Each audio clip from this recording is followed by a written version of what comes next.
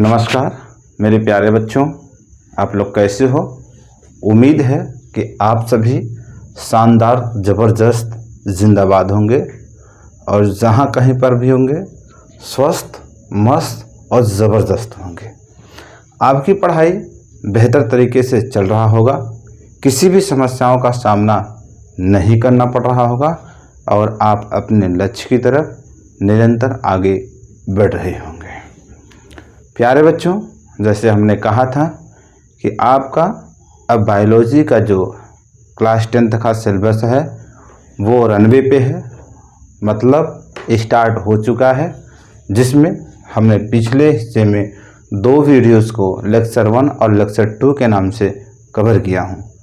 आज का जो सेशन है वो लेक्चर 3 के नाम से होगा, जिस पर कि हम पोषण के it means nutrition topic chapters के में जो माइनर पोर्शन है या जो कह सकते हैं कि एग्जैक्ट जो आपका टॉपिक जो बोर्ड ने डिसाइड कर रखा है उसके बारे में हम आपसे स्टडी करेंगे, उसका अध्ययन करेंगे और जानने का प्रयास करेंगे कि पोषण क्या होता है और इसकी खास आवश्यकता ह्यूमन के लिए क्या है या लिविंग थिंग्स के लिए क्या है। हम इस पर डिस्कस करते रहेंगे।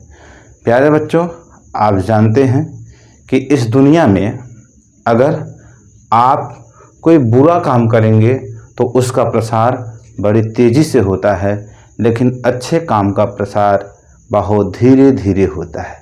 वैसे ही जैसे यदि आप कोई अच्छा मेहनत करेंगे और किसी एक लक्ष्य की ओरिएंटेड आप अपना मेहनत करेंगे तो उसमें ज़्यादा समय लग सकता है, लेकिन यदि आपके मेहनत और आपके मेहनत का करने का कोई लक्ष्य डिसाइड ना हो और आप अनवरत इधर उधर मेहनत कर रहे हैं तो वो फालतू का मेहनत है, उससे किसी लक्ष्य की प्राप्ति नहीं होने वाला है। इसलिए जब भी आप मेहनत करें तो गुपचुप से मेहनत करें। मेरे प्यारे बच्चों, आपके अंदर इतनी टेंडेंसी होनी चाहिए लोगों की बातों को सुनना और इग्नोर करना। हाँ, ये बात सच है। आप हमेशा उन्हीं के पास बैठें जो सफल और शांत स्वभाव के लोग हैं।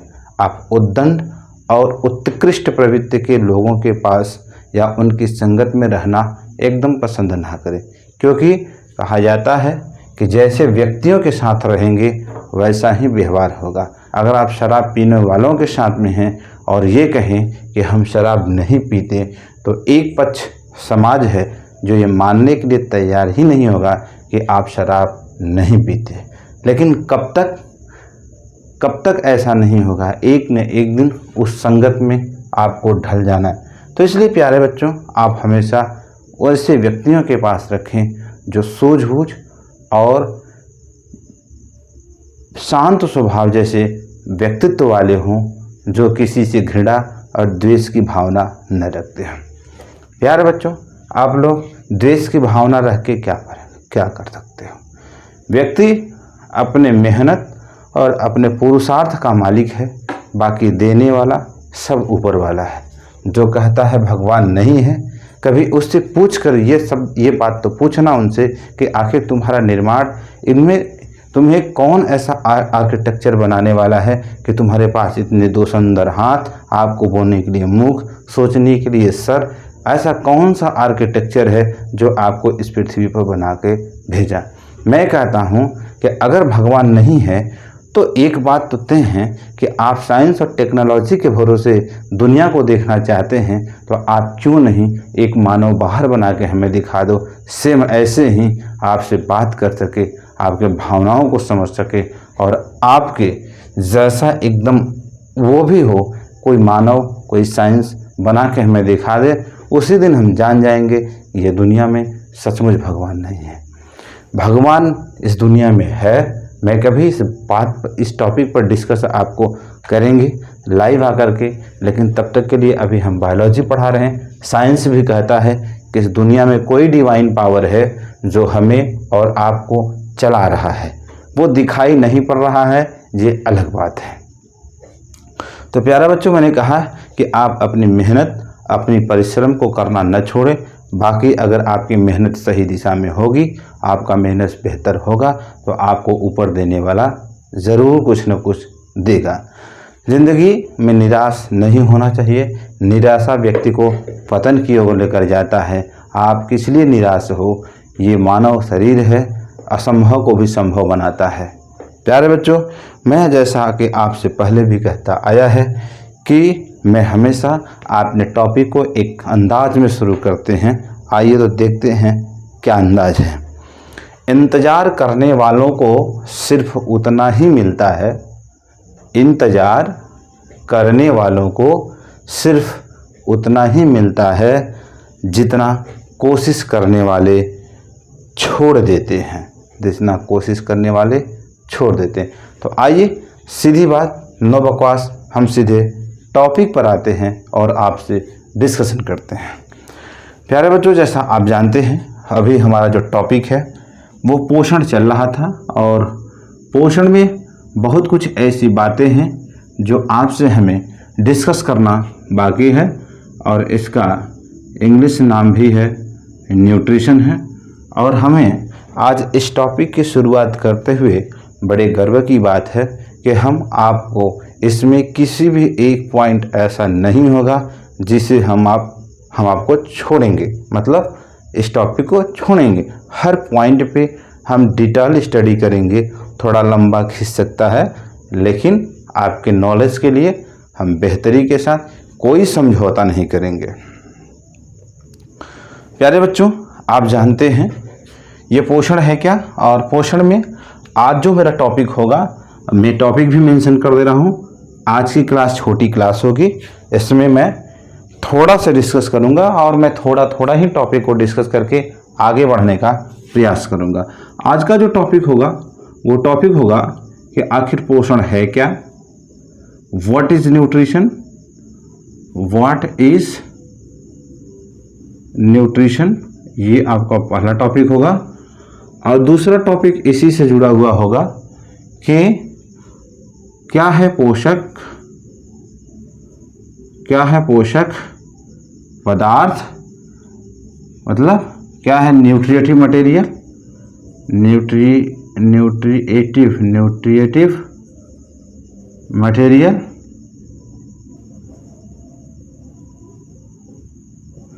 और हम जानेंगे कि पोषण की आवश्यकता क्यों, पोषण की आवश्यकता क्यों, मतलब why necessity of food, why necessity of food.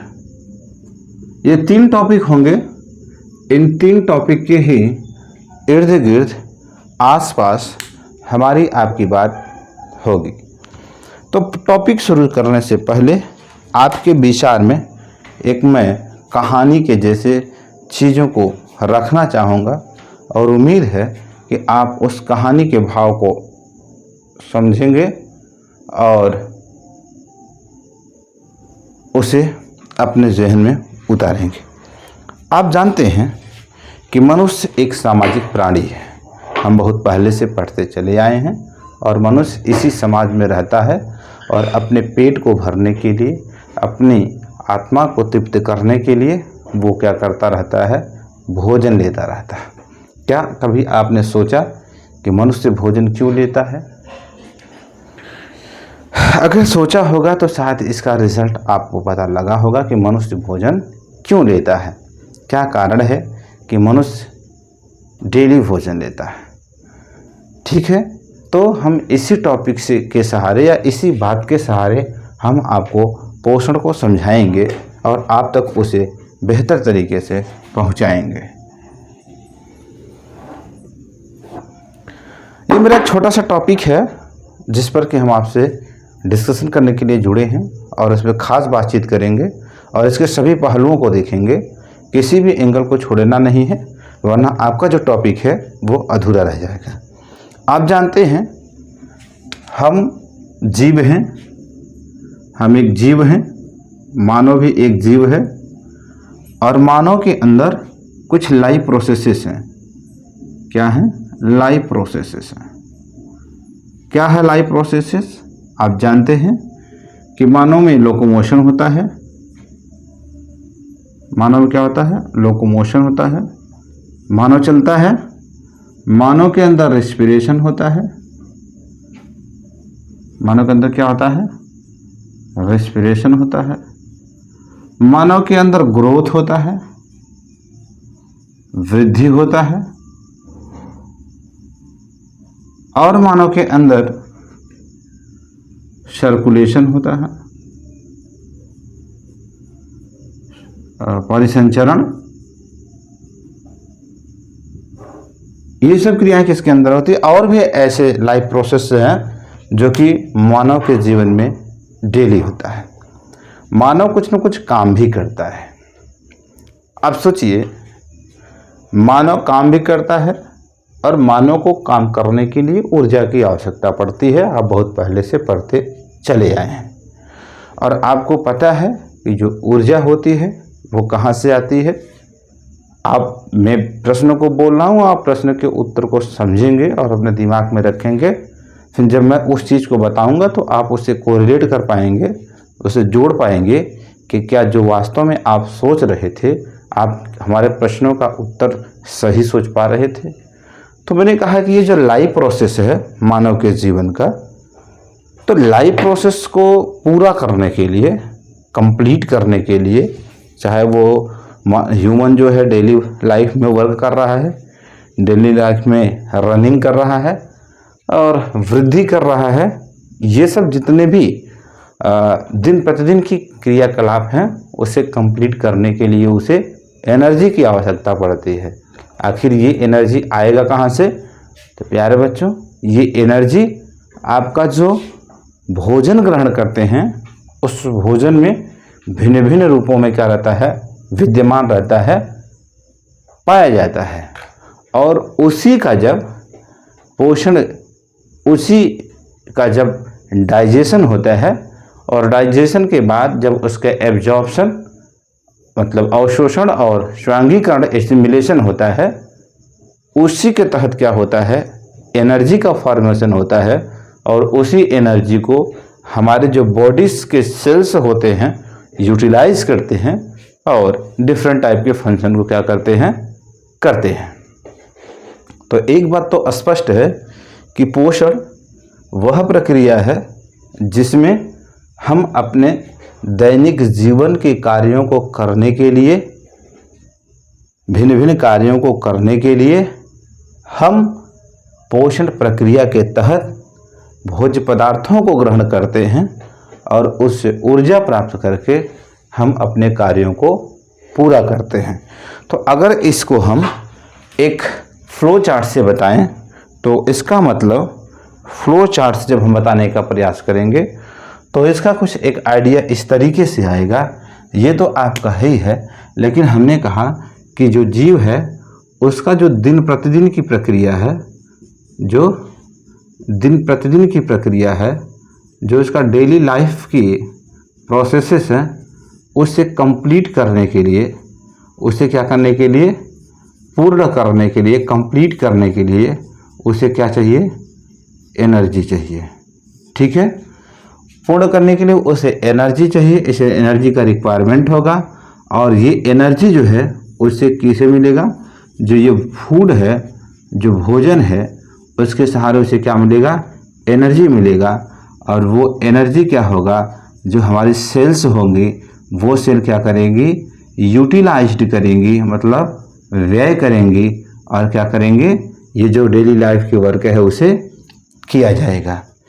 तो शायद ये चीज़ें यहाँ तक समझ में आई होंगी। याद रखेंगे, ये जो डेली लाइफ में आप भोजन ले रहे हैं, जो ये फूड ग्रहण कर रहे हैं, और फूड से जो एनर्जी मिल रहा है, ये जो एनर्जी मिल रहा है, फूड से एनर्जी मिलना ये कंप्लीट प्रोसेस है जिसे कहा जाता है डाइजेशन। इसे हिंदी में कहते हैं पाचन। तो पाचन वह प्रक्रिया, जैसे आप अब प्रश्न आ गया कि व्हाट इज द पाचन, हालांकि आगे हम डिस्कस करेंगे, लेकिन उससे पहले मैं आपको यहाँ बताना चाहता हूँ कि पाचन क्या है। तो पाचन वह प्रक्रिया है जिसमें हम खाद्य पदार्थों को ग्रहण कर उससे हम भिन्न भिन्न प्रक्रियाओं जैसे भोजन को ग्रहण करना, भोजन को पचाना, उसका अवशोषण करना, जो ऊर्जा मिला उसे कोशिका के पास भेजना और कोशिका के द्वारा जो फंक्शन परफॉर्म किए जा रहे हैं, यह पूरी जो प्रक्रिया है, ये जो पूरी फिनोमिनन है, हम उसी को क्या कहते हैं? पाचन कहते हैं, डाइजेशन कहते हैं। ठीक है। लेकिन हमने कहा कि ये जो डाइजेशन प्रक्रिया है, डाइजेशन प्रक्रिया के तहत आपको पता लगे कि क्या मिलता है? आपको एनर्जी मिलता है। ध्यान रखें, आपसे कभी प्रश्न पूछ सकता है कि बताओ कि अब देखिएगा, डाइजेशन प्रक्रिया के तहत जो भोजन से एनर्जी मिल रहा है, तो यहाँ पर एक शब्द आया, इसके पहले एक शब्द आया था, मैंने लिखा था कि पोषक पदार्थ क्या है। तो पोषक पदार्थ वे होते हैं, यहीं पर हम समझ लेते हैं उसे दूसरे टॉपिक को। तो शायद मुझे समझ में आ रहा है कि आप लोगों को यहाँ तक चीज़ें बड़े आराम से समझ में आई होंगी, न्यूट्रिशन क्या है। तो आइए हम थोड़ा सा इसका एक डिफिनेशन लिखते हैं और आप उस डिफिनेशन को लिख लेंगे या उसे लर्न कर लेंगे, ये आपके ऊपर डिपेंड करता है। ठीक है, मेरा काम है आपको बेहतर तरीके से बताना। तो आप जानते हैं ये जो पोषण है, कोई जीव होगा, ठीक है, तो जीव को जीवित रहने के लिए, जीवित रहने के लिए ऊर्जा की आवश्यकता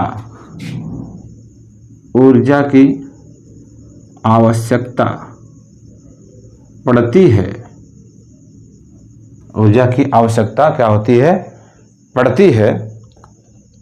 यह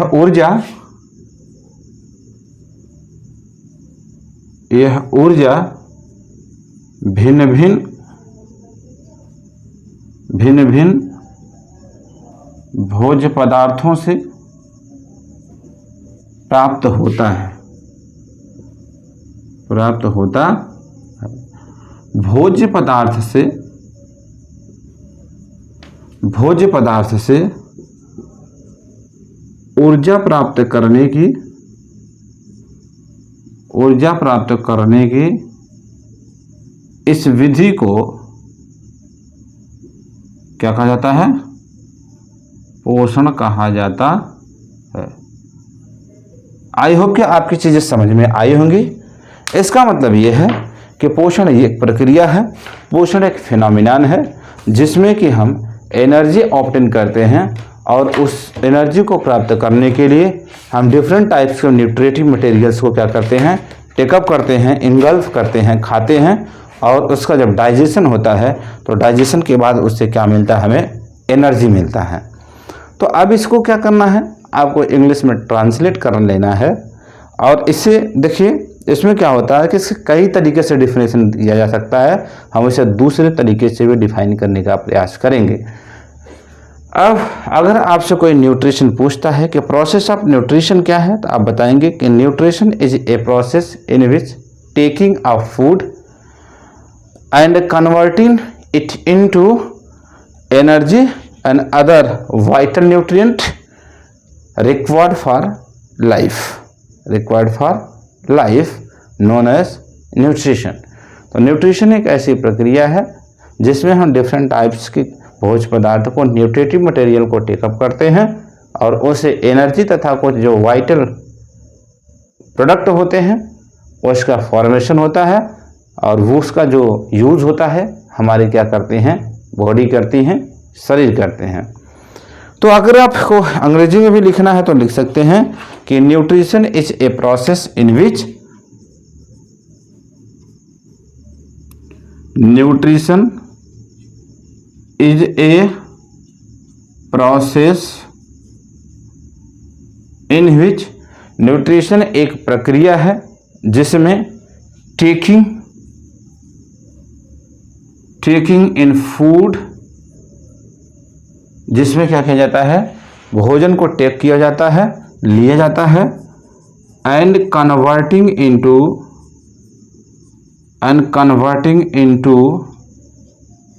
energy and vital nutrient known as and vital nutrient required for life, required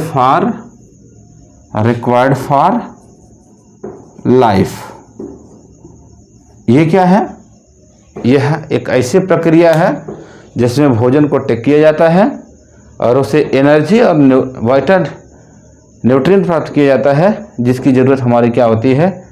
जीवन को होती है। तो आई होप आप ये डिफिनेशन है दोनों में है, हिंदी और इंग्लिश दोनों में है, ठीक है? तो आप इसे उतार लेंगे। आइए आगे चलते हैं, दूसरे टॉपिक पर डिस्कस करते हैं। उस टॉपिक पर हम डिस्कस करके आपसे आगे अगले टॉपिक पे चलते हैं। हमने दूसरा टॉपिक को रखा है और ये रखने का प्रयास किए हैं। हमने कहा कि वो जो आपका फूड ले रहे थे, जो आप भोजन ले रहे थे, उसी विज्ञान की भाषा में कहते हैं न्यूट्रिएंट, इसे कहते हैं पोषक पदार्थ। आई होप आपको चीज़ें समझ में आ रही होंगी और बेहतर तरीके से समझ में आ रहा होगा। अभी एक छोटी से हम एक कहानी के माध्यम से चीज़ों को आपको बताते रहेंगे, लेकिन फिलहाल अभी हम टॉपिक डिस्कशन कर रहे हैं, तो आप इसे टॉपिक के पॉइंट ऑफ व्यू से ही पढ़ने की कोशिश करें। अगला टॉपिक है न्यूट्रिएंट।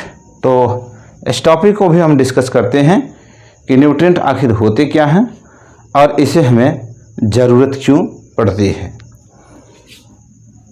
अब इसे कभी कभी क्या करते हैं, हम इसे फूड के रूप में ही लिख लेते हैं और जान भी जाते हैं। न्यूट्रिएंट क्या है जानेंगे। जो आपने भोजन ग्रहण किया, ठीक है, जो आपने फूड लिया, उसमें डिफरेंट टाइप्स के क्या होते हैं? एलिमेंट होते हैं, अनेक एलिमेंट होते हैं। उसमें आयरन होता है, फास्फोरस होता है, कैल्शियम होता है, पोटेशियम होता है, हाइड्रोजन के फॉर्म में होते हैं। इस तरीके से क्या होते हैं? अलग अलग टाइप्स के एलिमेंट होते हैं। अभी क्या होता है, ये जो एलिमेंट होते हैं, इस एलिमेंट से कार्बोहाइड्रेट के रूप में, स्टार्च के रूप में क्या बनता है? एनर्जी बनता है। तो हम कह सकते हैं कि पोषक पदार्थ वह होता है, न्यूट्रिएंट वह होता है जिससे हमारी बॉडी एनर्जी ऑब्टेन करती है। इसका मतलब ये है कि अगर कोई भी ऐसा न्यूट्रिएंट हो जिससे हमारी बॉडी एनर्जी न गेन करता हो, तो उसे हम बैलेंस न्यूट्रिएंट नहीं कहेंगे। ध्यान रखेंगे, बैलेंस न्यूट्रिएंट उसे कहेंगे जिसमें कि क्या होंगे? डिफरेंट टाइप्स के एलिमेंट होते हैं और उस एलिमेंट से हमारा बॉडी क्या करता है? एनर्जी गेन करता है। अगर ऐसा किसी भी न्यूट्रिएंट में है तो हम उसे कहेंगे बैलेंस न्यूट्रिएंट। तो समझ में आ गया? इसका मतलब ये है कि जो आप भोजन लेते हैं उसी को हम क्या कहते हैं? पोषक पदार्थ कहते हैं, ठीक है। अब इस पोषक पदार्थ में जो ऊर्जा होता है, जो एनर्जी होती है, किसी एक रूप में नहीं बल्कि ढेर सारे रूपों में पाया जाता है। हम उस पर भी डिस्कस करते हैं। जैसे अगर आपसे बात किया जाए कि इसमें जो पोषक पदार्थ में जो एनर्जी होता है, ये आपका पोषक पदार्थ है, और जो इसमें एनर्जी, जो सोर्स ऑफ एनर्जी है, एनर्जी के जो रूप हैं वो किस रूप में होते हैं? तो आप पाएंगे कि ये कार्बोहाइड्रेट के रूप में होते हैं। किस रूप में होते हैं? कार्बोहाइड्रेट के रूप में होते हैं, ठीक है। ये वसा के रूप में होते हैं, फैट के रूप में होते हैं, ये प्रोटीन के रूप में होते हैं। किस रूप में होते हैं? प्रोटीन के रूप में होते हैं। ये विटामिन्स के रूप में होते हैं। किस रूप में होते हैं? विटामिन्स के रूप में होते हैं। ये मिनरल्स, खनिज और जल के रूप में होते हैं। किस होते हैं? मिनरल और वाटर के रूप में होते हैं। प्यारे बच्चों, समझ में आ गया? तो ये क्या होते हैं? इस रूपों में क्या होते हैं, इस पोषक पदार्थों के अंदर, न्यूट्रिएंट के अंदर जो पोषक पदार्थ होते हैं, जो एनर्जी होता है, वो क्या होता है, मौजूद होता है। हालांकि इसका एक एक करके हम सबके बारे में अलग अलग डिस्कस करेंगे, इसीलिए मैंने कहा कि हम कोई भी चीज़ छोड़ेंगे नहीं। आप सब जो देख रहे हैं वो देख रहे हैं केडी कैंपस यूट्यूब चैनल। आप केडी कैंपस यूट्यूब चैनल पर हैं और चैनल को अगर आपको पसंद आता हो तो सब्सक्राइब, लाइक, शेयर ज़रूर करेंगे, क्योंकि हम आप तक अब जल्द ही आ रहे हैं और भी बेहतरीन कक्षाओं को लेकर के। तो मैंने कहा कि आपके जो भोजन हैं उसमें इतने रूपों में जो एनर्जी रहता है वो उसमें रहता है। ठीक है, अभी बहुत कुछ बाकी है प्यारे बच्चों।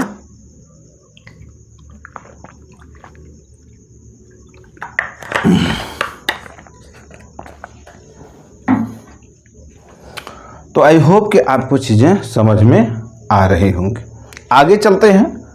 अब हमने कहा कि जब इतना चीज़ आप जान गए तो आपके लिए ये भी जानना ज़रूरी है कि क्यों आपके लिए पोषक आवश्यकता है। Why necessity of food for you, मतलब आपके लिए पोषक ये सब जो हैं, ये कार्बोहाइड्रेट, वसा, प्रोटीन, विटामिन्स, खनिज आपके लिए क्यों ज़रूरी है, वो प्रश्न कर रहा है। आपके परीक्षा में कभी पूछ लिया या चलते हुए राहों पर कोई आपसे पूछ लिया कि बताओ कि हमारे लिए पोषक पदार्थ आवश्यक क्यों हैं, तो आपके सवालों का, उस सवाल का जवाब क्या होगा, ज़रा सोचो। तो आइए हम उसी मुद्दे पर चलते हैं और उसी टॉपिक पर बात करते हैं। तो मैंने कहा कि पोषक आवश्यक क्यों, मैंने कहा कि पोषक आवश्यक क्यों, ये आपका टॉपिक है कि पोषक आवश्यक क्यों, necessity of food, necessity of food, भोजन आवश्यक क्यों। तो मैंने कहा कि ध्यान से देखेंगे, मैंने पहले ही शब्द कहा था कि डेली लाइफ का जो फंक्शन है या जो लाइफ प्रोसेसेस है उसे कंप्लीट करने के लिए एनर्जी की आवश्यकता होती है। वो एनर्जी कहाँ से मिलती है, फूड से मिलती है। मतलब जो जैविक प्रक्रिया है, जैविक प्रक्रिया को पूर्ण करने के लिए हमें किसकी ज़रूरत पड़ती है, न्यूट्रिएंट की ज़रूरत पड़ती है। वो जो कहाँ से मिलता है, भोजन से मिलता है। इसका मतलब ये जो लाइफ प्रोसेसेस है, लाइफ प्रोसेसेस को पूरा करने के लिए न्यूट्रिएंट की ज़रूरत पड़ती है, जो हमें कहाँ से मिलती है, भोजन से मिलती है। ठीक है। दूसरा पॉइंट क्या हो सकता है कि जो एनर्जी के डिफरेंट रूप है, ये जो डिफरेंट फॉर्म ऑफ एनर्जी है, डिफरेंट फॉर्म ऑफ जो एनर्जी है, वो एनर्जी हमें कहाँ से मिलेगी, भोजन से मिलेगी। विदाउट भोजन, without food, different type of energy it is not possible. Different type of energy it means अभी आपने देखा कि विटामिन, प्रोटीन, कार्बोहाइड्रेट, फैट, ये सब क्या है, डिफरेंट टाइप्स ऑफ एनर्जी के सोर्स ही हैं। तीसरा पॉइंट क्या होगा, जो आपके जीने के लिए, जो आपके जीने के अंदर जो जीवद्रव्य होता है उसे कहते हैं जीवद्रव्य। तो नए नए जो जीवद्रव्य होते हैं इसे कहते हैं, सेल के अंदर का जो भाग होता है इसे क्या कहते हैं, साइटोप्लाज्म। तो साइटोप्लाज्म के फॉर्मेशन के लिए भी, साइटोप्लाज्म के निर्माण के लिए भी हमें न्यूट्रिएंट अर्थात एनर्जी की ज़रूरत पड़ती है, जो कहाँ से मिलता है, भोजन से मिलता है। तो साइटोप्लाज्म का जो नए साइटोप्लाज्म के बनने के लिए हमें पोषक की आवश्यकता पड़ती है, जो कहाँ से मिलता है, भोजन से मिलता है। आई होप कि चीज़ें आपको बेहतर तरीके से समझ में आ रही होंगी। अगले टॉपिक की तरफ चलेंगे या अगली बात को डिस्कस करेंगे। आप जानते हैं कि आपके डेली लाइफ का एक हिस्सा यह भी है कि चलते हुए राहों पर कभी आपको चोट लग जाए, कभी गाड़ी से एक्सीडेंट हो जाए, या कभी इस तरीके की घटनाएं हो जाए जिससे क्या हो गया कि आपके शरीर के किसी न किसी भाग को क्षति पहुँचे।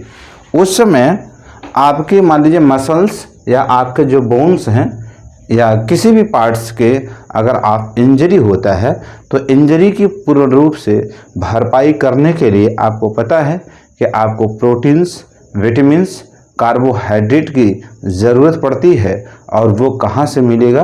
भोजन से ही मिलेगा। तो मतलब जो बॉडी का रिपेयर है, जो बॉडी रिपेयर होता है, जो बॉडी का पुनर्निर्माण होता है, शरीर के टूट फूट इसे कहते हैं, टूट फूट की भरपाई करने के लिए हमें चाहिए बैलेंस न्यूट्रिएंट। क्या चाहिए? और जो कहाँ से मिलता है भैया?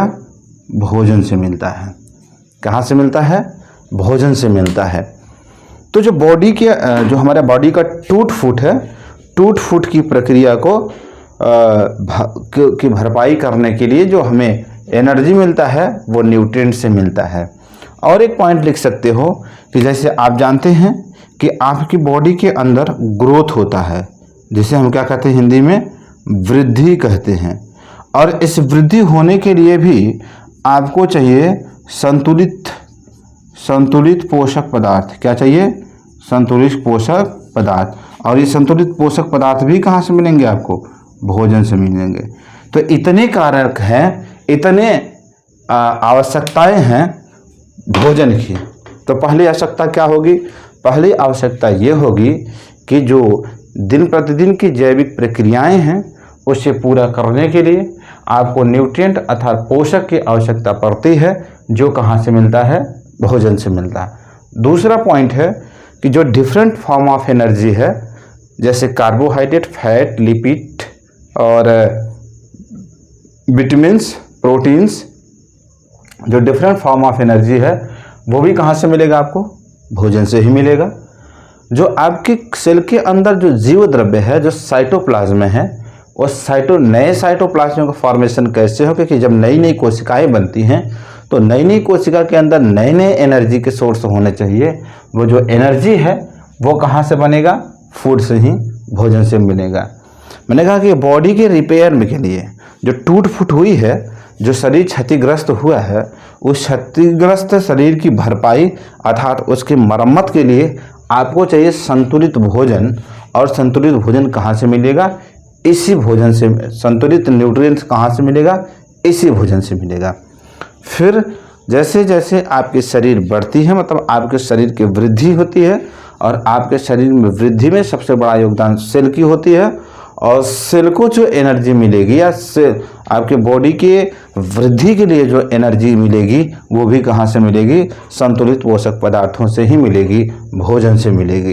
ये 4-5 ऐसे फैक्टर हैं जो कि पोषक, जो कि नेसेसिटी ऑफ फूड के क्या हैं? पार्ट्स हैं। अर्थात भोजन की जो आवश्यकता पड़ती है इन्हीं कारणों से पड़ती है।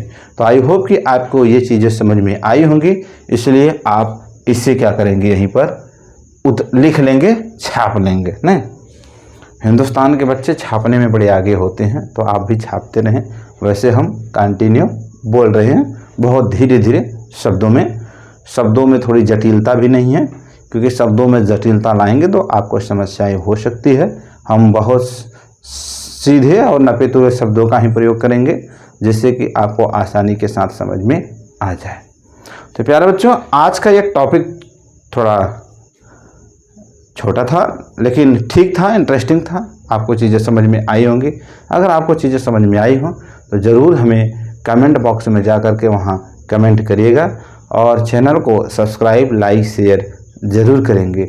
कोशिश करेंगे कि कल से हम थोड़े और भी धीरे धीरे चीज़ों को समझाने का प्रयास करेंगे, क्योंकि मेरा मकसद है चीज़ों को समझाना, रटाना बिल्कुल नहीं। तो प्यारे बच्चों, आप किसी भी समस्या से डरे नहीं। जीवन है, समस्याएं आएंगी।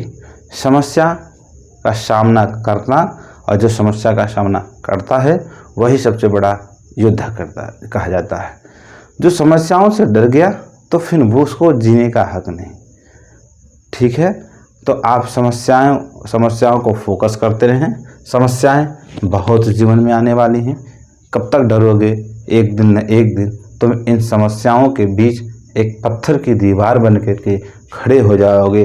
फिर समस्या को तुम खुद चुनौती दोगे कि तू कितना बड़ा है, तेरा सामना करने के लिए हम तैयार हैं। तो आप लोग डरेंगे नहीं इन समस्याओं से। तो हम धीरे धीरे कल टॉपिक से लेकर के आएंगे। कल का टॉपिक थोड़ा सा और ज़्यादा इंटरेस्टिंग होगा। तब तक के लिए जय हिंद, जय भारत।